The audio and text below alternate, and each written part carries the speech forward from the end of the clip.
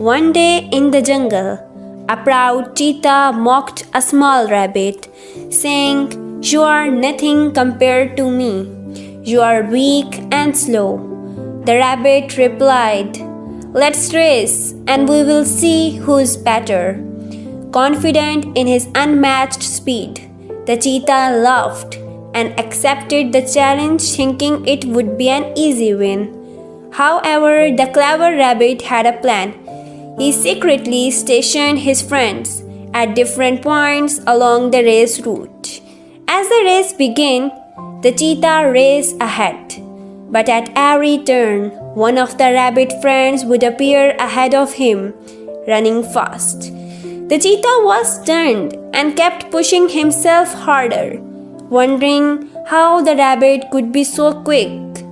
Eventually, the cheetah grew exhausted and admitted defeat.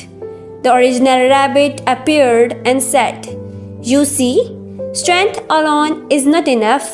Wisdom and teamwork are far more important."